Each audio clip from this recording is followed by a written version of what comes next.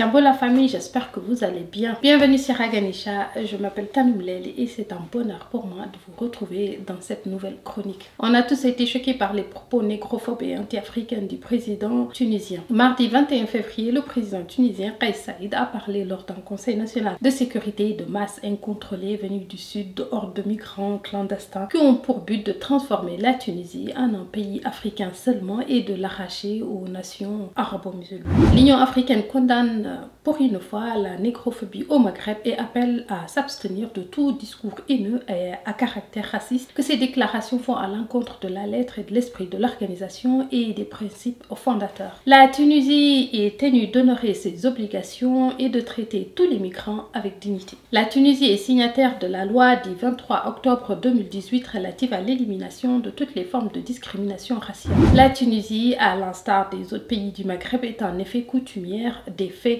de violence envers des migrants noirs. En 2018, Falikou Koulibaly, président de l'association des Ivoiriens de Tunisie, âgé de 33 ans, avait été sauvagement assassiné et l'affaire avait été classée sans suite. Ou encore de la répression qui avait suivi les manifestations des migrants devant l'OHCR à Tunis pour dénoncer leurs conditions d'accueil en avril 2022. Sans parler du racisme ordinaire que vivent les Noirs en général, migrants, étudiants, diplomates ou simples fonctionnaires. Il y a aussi le racisme innommable vis-à-vis des populations noires d'origine tunisienne et la dévalorisation de tout ce qui est noir et la survalorisation du blanc. Nous savons tous que la Tunisie n'est pas la destination des migrants africains, c'est juste une route. Une route qu'ils empruntent d'ailleurs avec d'autres nord-africains encore plus nombreux que les subsahariens. Il y aurait officiellement un peu plus de 21 000 subsahariens en Tunisie. En 2022, 32 000 migrants clandestins sont arrivés sur les côtes italiennes et 19 000 d'entre eux sont tunisiens. Après la condamnation de l'Union africaine des propos négrophobes de Kais Saied, la Tunisie, à travers son ministre des Affaires étrangères, s'est dit étonnée d'une telle condamnation. Il rejette les déclarations et accusations qu'il estime sans fondement. Que c'est juste nous autres qui n'avons pas compris la position de la Tunisie. En fait, les propos racistes ne s'adressent pas aux migrants légaux qui vivent en paix sous la protection de la grande bienveillance tunisienne, dit-il, mais que son racisme s'adresse aux migrants illégaux et leur réseau.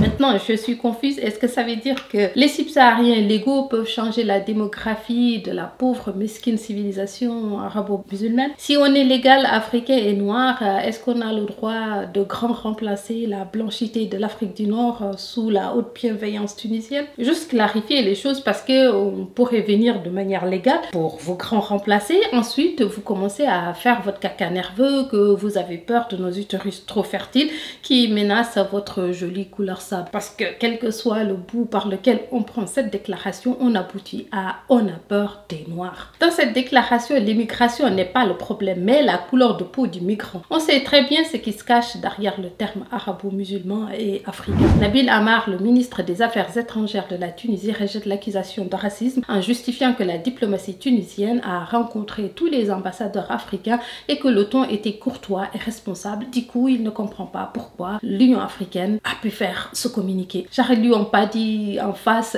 et Nabil, Kais, en fait, c'est un gros raciste. Et le pire est qu'il estime qu'on ne devrait pas condamner la Tunisie parce qu'il y a d'autres pays qui disent la même chose sans être inquiétés. Il dit, je le cite, en ce qui concerne le discours raciste et haineux, pourquoi ce discours-là, quand il est tenu par d'autres pays que la Tunisie, personne ne le conteste, personne ne le critique. Et il a vraiment dit ça sur RFI. Genre, il l'a dit. Puis c'est vrai, il y a plein de racistes dans le monde. Pourquoi le président tunisien n'aurait pas le droit de l'être lui aussi et de le dire? Franchement, au moins on ne peut pas reprocher à Kais Saied sa petite goutte de sang noir. Il n'a pas de sang. Je rigole.